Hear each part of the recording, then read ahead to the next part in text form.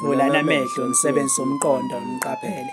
Qaphelani inswelaboya zime ngenyawo zifunwe ngasekhikhini nethunjini. Ningizimu Afrika ngicela nihlale phansi mina nginidonse ngendlebe. Ningiphi ithuba lokuba nginihayele. Sesifike esikhathini sokugcina lapho inswelaboya zime khona ngenyawo zikhuphula amazinga obugebengu singacela sizwe sakithi nize nivule amehlo ngey'mali zenu ningahambi niyifake emgqini kadoti. Ningayinikezi amabhanoyi azoqhuma nazo maqeda zishe njengomlotha yekani ithukuthuku leze niyisebenzele kanzima kusukela kuqala unyaka. Ngithe sizwe sakithi ngicela ngiphi ithuba ngihayele enkondlo okweni ukuthi nilalele. Vulani amehlo nisebenzise umqondo niqaphele. Uyifaka kanjani imali kumuntu ongamazi nokumazi okuthembisa umsebenzi ethi uma ungafaka iy'nkulungwane 5 zamarandi uzokutholela umsebenzi sekubeni ungamazi nokumazi umthole ey'nkundleni zokuxhumana sizwe sakithi kwenzenjani.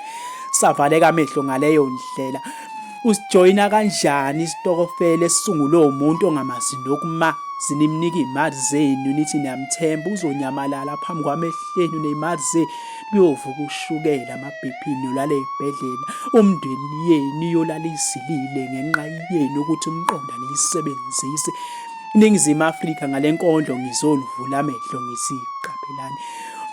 Ebhenki mengabe unenkinga ucela kanjani umuntu oseduze nawe ukuthi ekusize ngoba phela imininingwane yakho yasebhenki uzwa intshontsho.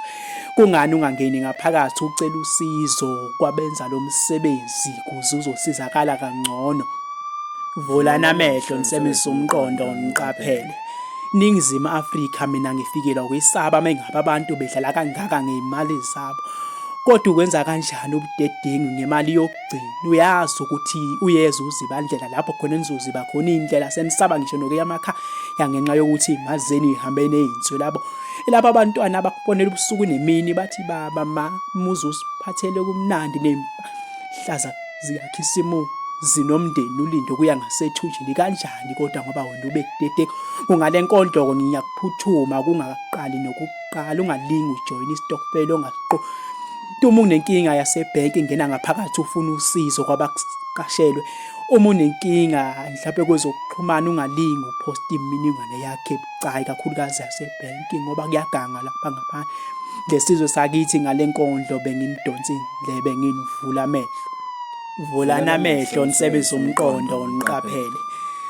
Sizwe sakithi-ke sengiyivala le nkondlo benginicela ukuthi ningabi kudedengu ubugebengu ubudla lobi lapha ngaphandle ngoba sesibheke kuzibandlela ngicela niqaphele nivule amehlo maqeda nibheke nibhekelele nemndeni yenu nize nuchithe kahle uDisemba nibe nosuku oluhle ney'nsuku eziyimbongi yasenhlwathi.